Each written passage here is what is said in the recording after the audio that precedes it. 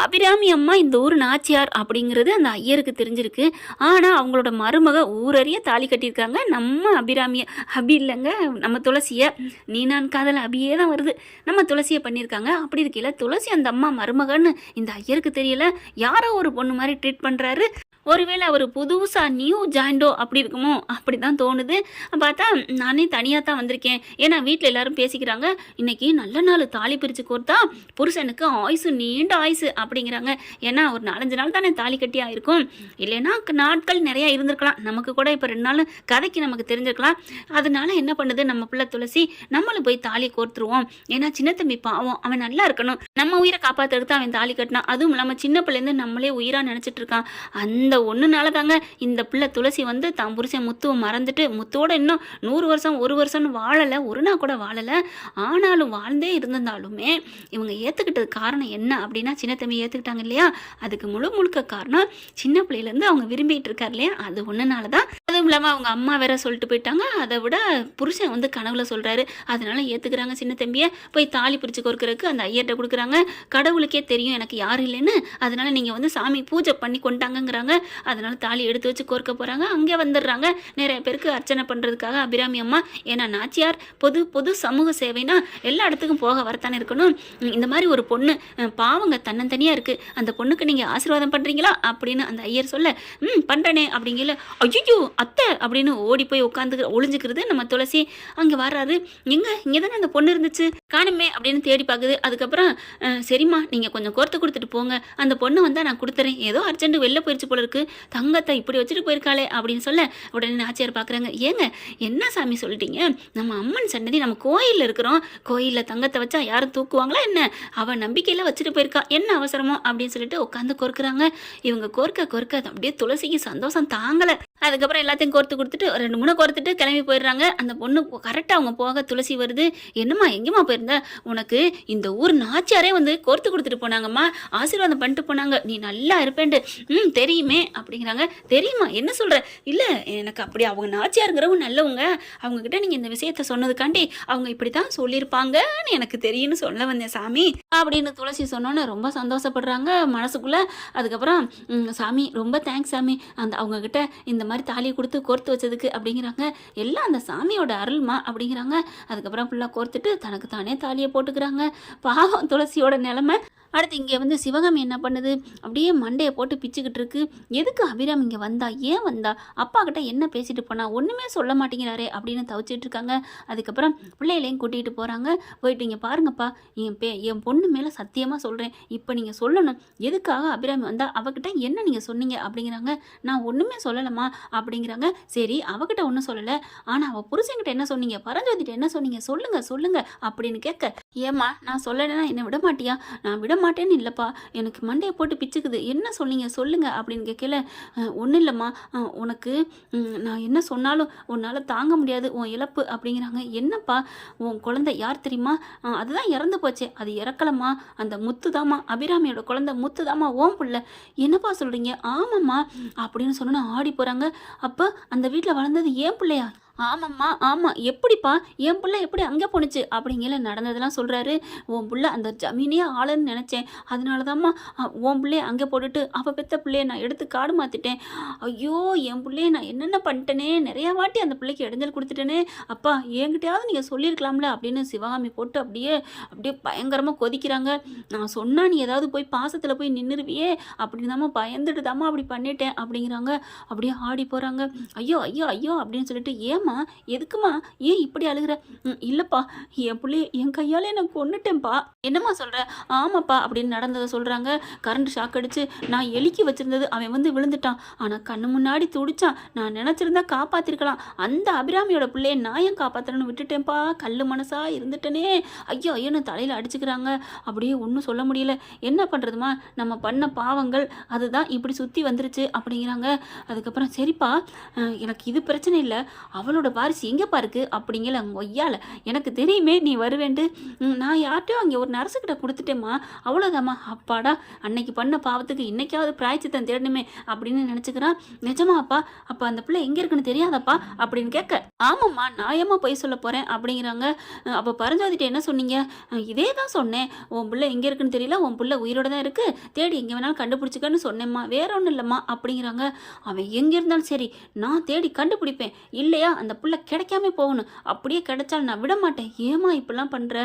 ஏற்கனவே உன் பிள்ளை போயிடுச்சு, அதுவும் உன் கண்ணு முன்னாடி துடிக்க போனான். நல்ல வேளை அந்த வீட்டில் வளர்ந்ததுனால அவன் நல்ல குணத்தோட வாழ்ந்து போயிட்டான். நீ மறுபடியும் ஏமா இப்படி பண்ணுற? இல்லைப்பா நான் விட மாட்டேன். என் பிள்ளைய பறிச்சு என்னது உன் பிள்ளைய அவ பறிச்சாளா? உன் பிள்ளைய அவ தங்கமாக வளர்த்துருக்கா, என்ன நினச்சிட்டு இருக்கா அப்படின்னு கத்துறாரு. ஐயோ என் பிள்ளை இப்படி போயிட்டானே அப்படின்னு சிவகாமி புலம்பி தள்ளுது. வேக வேகமாக கிளம்புதுங்க. எங்கே போகிறேன்னு எல்லாரும் தவிக்கிறாங்க. விடுங்க என்னைய அப்படின்னு சொல்லிட்டு பார்த்தா கார் எடுத்துகிட்டு வேகமாக கிளம்பி போகிறாங்க. எங்கே போகிறாங்கன்னு பார்த்தா வேக வேகமாக வண்டி போகுதுங்க. போகிற இடம் எங்கே தெரியுமா? அங்கே முத்து அடக்கம் பண்ணிக்காங்களே அந்த இடத்துக்கு போயிருதுங்க.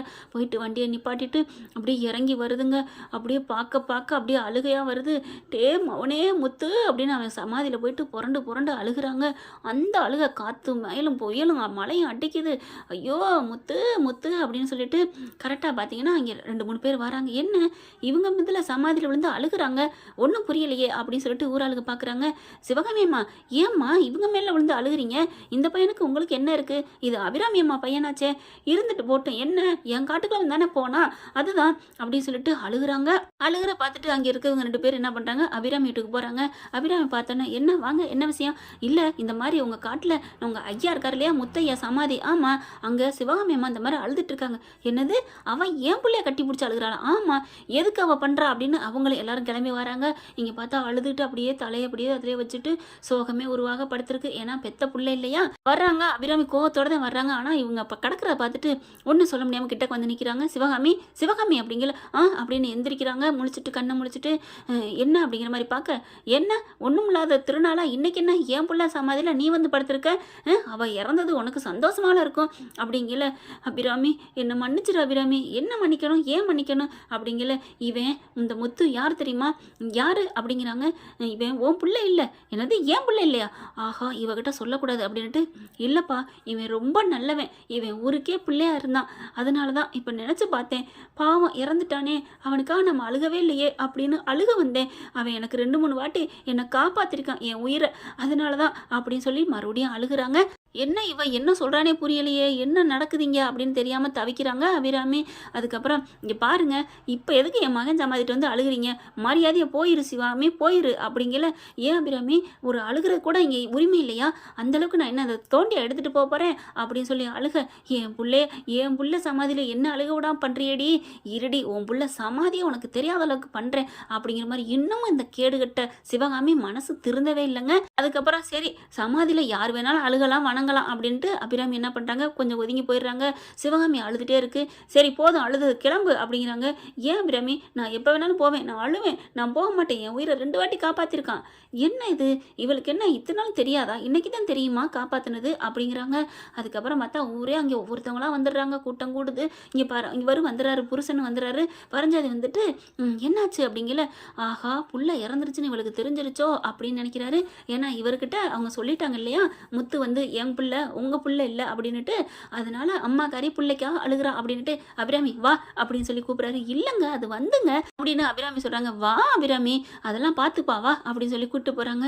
அப்படி திரும்பி பார்க்குறாங்க. எனக்கு ஒன்றும் புரியலை, அவன் ஏன் நம்ம பிள்ளைகிட்ட விழுந்து அழுகணும் அப்படிங்கிறாங்க. விடுமா யார் வேணாலும் யாருக்கு வேணாலும் அழுகலாம், நம்ம பிள்ளை ரொம்ப நல்ல மனசு உள்ள பையன், அவளுக்கு இப்போ தான் தெரிஞ்சிருக்கு அழுகிறா விடு அப்படின்னு சொல்லி கூப்பிட்டு போயிடறாங்க.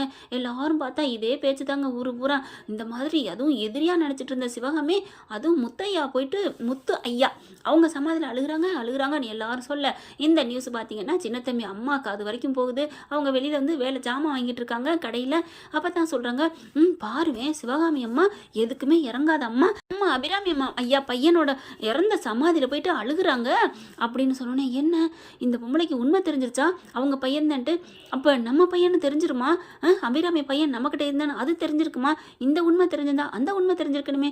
ஐயோ அப்படின்னு சொல்லிட்டு மனசு அவங்களால தாங்க முடியல. சரி நம்ம அங்கேயே போயிடுவோம் அப்படின்னு அங்கே கிளம்பி போகிறாங்க. எங்கே கிளம்பி போகிறாங்கன்னா அபிராமி வீட்டுக்கு வந்துட்டு இருக்காங்க. இங்கே பார்த்தீங்கன்னா இவங்க எல்லாத்துக்கும் போல் வழக்கமாக இங்கே சாப்பாடு அது இதுன்னு கொடுத்துட்ருக்காங்களா. அடுத்து பார்த்தா அந்த அம்மா வர்றதுக்குள்ளே இவங்க கிளம்புறாங்க காலேஜுக்கு. சின்ன தம்பி கூப்பிட்றாங்க நம்ம துளசி, வா சின்ன தம்பி என்னை காலேஜில் கொண்டு விடு அப்படிங்கல. இல்லை சின்னம்மா எனக்கு வேலை இருக்குது, ஏன்னா அவருக்கு ஒரு குற்ற உணர்வாக இருக்குது. ஆனாலும் இங்கே நம்ம துளசி விட மாட்டேங்கிறாங்க. வரியா இல்லையா, வா என்னை கொண்டு விட்டுட்டு வா அப்படின்னு சொல்லி கூப்பிட்றாங்க. இல்லை சின்னம்மா நான் வரல சின்னம்மா அப்படின்னு சொல்ல, வரீங்களா இல்லையா அத்தை அப்படிங்கல. சரி சரி வாங்க அப்படின்னு சொல்லி கூட்டிகிட்டு போகிறாங்க. போயிட்டு இருக்கையில பார்த்தா அவங்களுக்கு காலேஜுக்கு போக விருப்பமே இல்லை. ஒரு இடத்துல நில்லுங்க, எனக்கு ஒரு மாதிரியாக இருக்குது, என்னமோ பண்ணுது, தலை வலிக்குது, ஒரு டீ குடிச்சிட்டு போகலாமா. என்னது டீயா? ஆமாம் சின்ன தம்பி, டீ வாங்கி தர மாட்டியா? சரி சின்னம்மா வாங்கி தரேன் அப்படின்னு டீ வாங்கி கொடுக்குறாங்க. குடிச்சிட்டே இருக்கிறாங்க. அதுக்கப்புறம் ஏதோ ஒன்று திங்கிற கேட்குறாங்க, அதையும் கொடுக்குறாங்க. பாதியை கடிச்சிட்டு இந்தா இதை நீ தின்னு அப்படின்னு சொல்லி கொடுக்க, என்னது என்ன சின்னம்மா உங்கள் ஏச்சியை போய் என்கிட்ட கொடுக்குறீங்க, பரவாயில்ல தின்னு சின்ன தம்பி அப்படின்னு சொல்ல, இல்லை சின்னம்மா எனக்கு வேணாம் சின்னம்மா அப்படிங்கிறாங்க. இப்போ நீ திங்க மாட்டியா அப்படிங்கல. என்ன சின்னம்மா இப்படிலாம் பேசுகிறீங்க, ஏன் பொண்டாட்டி கடிச்ச எச்சியை புருஷன் திங்கக்கூடாதா அப்படின்னு சொல்ல, என்னது புருஷன் எங்கே திங்கிறதா, என்ன சின்னம்மா சொல்கிறீங்க? ஒன்றும் இல்லை அதெல்லாம் ஒன்றும் இல்லை சின்னம்மா, என்ன சொன்னீங்க சொல்லுங்கள் அப்படிங்கிறாங்க. ஒன்றும் இல்லை சின்ன தம்பி, வா வண்டி எடு அப்படின்னு சொல்ல, என்னது தாலி கட்டினதை இன்னும் மனசில் நினச்சிட்டே இருக்காங்களா? சின்னம்மா நீங்கள் தாலி கட்டின மாதிரி புருஷன் பொண்டாட்டியாக நினச்சிட்டு இருக்கீங்க, அதை அழிச்சிருங்க. ஏன் மனசில் நினச்சாத்தான் என்ன அப்படிங்கிறாங்க. கார் ஓட்டிக்கிட்டு இருக்கையில பார்த்தோன்னே மனசில் நினச்சா என்னன்னு படார்னு வந்துடுது. ஐயோ அப்படின்னு திரும்புகிறாங்க. வண்டி பார்த்தீங்கன்னா ஒரு மரத்தில் போய் மோத போயிடுதுங்க. அப்புறமா சடன் பிரேக் போட்டு நிப்பாட்டிடுறாரு. என்ன சின்ன தம்பி அப்படிங்கிற டக்குன்னு நெத்தியும் அடிபட்டுருது. என்ன சின்னம்மா என்னென்னமோ சொல்கிறீங்க, நீங்கள் தாலியை கழட்டி போட்டிங்களா இல்லையா அப்படின்னு கேட்க, கழட்டி போட்டேன் தான், அதுக்கு என்னப்பா, நீங்கள் கழட்டி போட்டால் அப்போ என்ன நீங்கள் மறந்துடும் தானே, இன்னும் தாலி கட்டின புருஷனை நினச்சிட்டு இருக்கீங்களா? இங்கே பாருங்கள் சின்னம்மா, நீங்கள் என்ன வேணாலும் நினச்சிட்டு போங்க, ஆனால் என் மனசு முழுக்க இருக்கிறது என் பொண்டாட்டியா நினைச்சிட்டு இருக்கிற என்னோட அம்மு தான் எனக்கு பொண்டாட்டி அப்படிங்கிறாங்க. ஐயோ அம்முதான்டா நான் அப்படின்னு மனசுல நினைக்கிறாங்க. அதுக்கப்புறம் இப்பெல்லாம் நீங்க பேசாதீங்க சின்னம்மா அப்படின்னு காலேஜுக்கு போறாங்களா.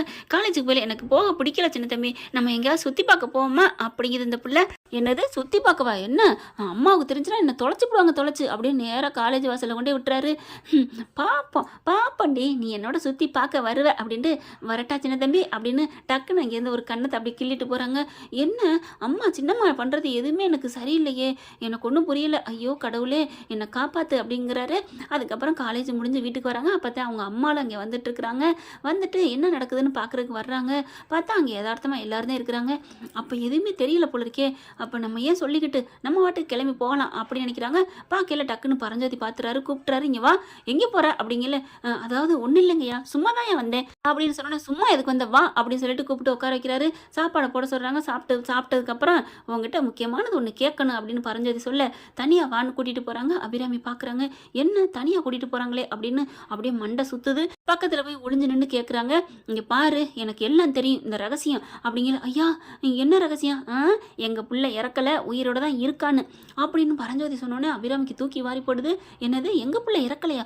ஒன்றும் புரியாமல் தவிக்கிறாங்க. அப்போ தான் சொல்கிறாங்க, எங்கள் பிள்ளை இறக்கலை, இறந்து போனது முத்து, அதுவும் சிவகாமி பிள்ளைதாங்கிறது எனக்கு தெரியும், எங்கள் பிள்ளை உயிரோட தான் இருக்காங்கிறது எனக்கு தெரியும், உண்மையை சொல்லு அப்படிங்கிறாங்க. ஐயா அது வந்துயா உங்ககிட்ட தான் அவர் அப்பா சிவகாமி அப்பா கொடுத்தாராம், எங்கே என் புள்ள சொல்லு, உன்னைத்தான் நான் தேடிக்கிட்டு இருந்தேன், நீயே தன்னால் வந்து மாட்டிக்கிட்ட. ஐயோ உங்களுக்கு உண்மை தெரிஞ்சிருந்தா நான் வந்திருக்க மாட்டேனே, ஐயோ வந்துட்டேனே. இங்கே பாரு என்ன நினச்சிட்டு இருக்க, நான் உன்னை சும்மா விட மாட்டேன், சொல்லு உண்மையை சொல்லு, எங்கள் பிள்ளை யாரு அப்படிங்கிறாங்க. அப்படியே அபிராமிக்கு தூக்கி வாரி போடுது. நீங்கள் என்னை சுட்டு போட்டாலும் நான் சொல்ல மாட்டேங்க, அந்த பிள்ளைக்கு ஆபத்து இருக்குங்க, நான் சொல்ல மாட்டேன் அப்படின்னு சொல்லல. டொமேல் ஒரு துப்பாக்கி சத்தம். திரும்பி பார்க்குறாங்க, அபிராமி துப்பாக்கியோட வானத்தை சுட்டுக்கிட்டு இருக்காங்க. அப்படியே இங்கே சின்ன தம்பிலேருந்து அபிலேருந்து எல்லாரும் வந்து நிற்கிறாங்க, துளசிலேருந்து எல்லாரும் நிற்கிறாங்க. பார்க்குறாங்களா, அப்படியே அம்மா அப்படின்னு நடுங்கி போகிறாங்க. சொல்லு என் புள்ள யாரு, நீங்கள் பேசின எல்லாத்தையும் கேட்டேன், அவள் சிவகாமி என் புள்ள சமாதியில் இல்லை, அவள் என் பிள்ளையே இல்லைன்னு சொல்லிட்டேன், இருந்தாலும் பரவாயில்ல, அந்த புள்ள முத்து சமாதியில் இருந்துட்டு அவள் அழுகையில் நினச்சேன் என்னமோ இடிக்குதே அப்படின்ட்டு, உண்மையை சொல்கிறியா இல்லை அப்படின்னு நெத்தியில் கண்ணை வைக்கிறாங்க. ஐயோ அம்மா அதெல்லாம் இல்லைம்மா, நான் உண்மையை சொல்லிடுறேம்மா, அம்மா சொல்லிடுறேம்மா அப்படிங்கிறாங்க. சொல்லு என் புள்ள எங்கே அப்படிங்கிறாங்களா. அப்படியே சின்ன தம்பி ஓடியாந்து, ஐயோ அம்மா எங்கள் அம்மா ஒன்றும் பண்ணிடாதீங்க அப்படிங்கிறாங்க. துளசியும் ஓடி வந்து நிற்கிறாங்க. என்னது உங்கள் அம்மா ஒன்றும் பண்ணிடாதீங்களா, என்ன சொல்கிற அப்படிங்கிறாங்களா. அப்படியே பார்க்குறாங்க, ஆமாம் எங்கள் அம்மா எதுவும் பண்ணிடாதீங்க அப்படிங்கல. சரி சொல்லு என் புள்ள எங்கே அப்படிங்கிறாங்களா. உங்கள் புள்ள சொல்லு எங்கே, என் புள்ள எங்கே அப்படிங்கிறாங்க. அப்படியே பார்த்து ஐயோ ஐயோ உண்மையை சொல்லுவோமா வேணாமா அப்படிங்கல, நீ மட்டும் இப்போ உண்மையை சொல்லலை ஓம் புள்ளைய போட்டு தீர்த்துருவேன் அப்படின்னு கரெக்டாக வந்து அவங்க சின்ன தம்பி நெத்தியில் கையை வைக்கிறாங்க. ஐயோ அம்மா வேணாம்மா, உங்கள் பிள்ளைய நீங்களே உங்கள் கையால் கொன்ன பாவம் உங்களுக்கு வேணாமா அப்படின்னு சொன்னோன்னே ஆடி போகிறாங்க. என்னது என்னது என்னது அப்படின்னு எல்லாரும் அப்படியே உங்கள் பிள்ளையா உங்கள் பிள்ளையா அப்படின்னு பார்க்குறாங்க. ஆமாம்மா ஆமாம், அந்த புள்ள உங்கள் புள்ள தான் சின்ன தம்பி, நான் வளர்த்த புள்ள தான். என்னது சின்ன தம்பி நீ வளர்த்த புள்ளையா? ஆமாம் பெத்த புள்ள, அது உங்கள் புள்ளம்மா, நீங்கள் பெத்த புள்ளம்மா அந்த சின்ன தம்பி அப்படிங்கிற. சின்ன தம்பி அம்மா அப்படின்னு அவங்க அம்மா பார்க்குறாரு. இல்லையா நான் உன்னை வளர்த்த புள்ளதாயா, அந்த சிவகாமி அப்பா தான் உன்னை என் கையில் கொடுத்து இந்த பிள்ளைக்கு தோசை இருக்குது, இது உயிரோடு இருந்தால் அபிராமி உயிருக்கு ஆபத்து, அதனால கண்ணில் படாமல் வளர்த்துருன்னு சொல்லி என்கிட்ட கொடுத்தாரு. அம்மாவுக்கு உயிருக்கு ஆபத்துன்னு சொன்னதுனால மட்டும்தான் நான் அந்த பிள்ளைய வாங்கிட்டு போனேன், அவ்வளோதாம்மா அப்படின்னு சொல்லிட்டு அழுகுறாங்க. அப்படியே தூக்கி வாரி போடுது. அப்போது என் சின்ன தம்பி தான் நான் பெத்த பிள்ளையா அப்படின்னு சொல்லிட்டு அபிராமி பார்க்குறாங்க. பார்த்துட்டு சின்ன தம்பி அப்படிங்கல, நீங்கள் தான் என் அம்மாவா, என்னை பெத்த அம்மா நீங்கள் தானா அப்படிங்கல. அப்படியே கட்டி பிடிச்சிக்கிறாங்க. என் மவனே அப்படின்னு சொல்லிட்டு கட்டி பிடிச்சி அப்படியே அழுகுறாங்க. பரஞ்சோதி பார்க்குறாரு. டே சின்ன தம்பி அப்போ நீ என் பிள்ளையாடா அப்படின்னு சொல்லி அழுகுறாங்க, கட்டி பிடிக்கிறாங்க.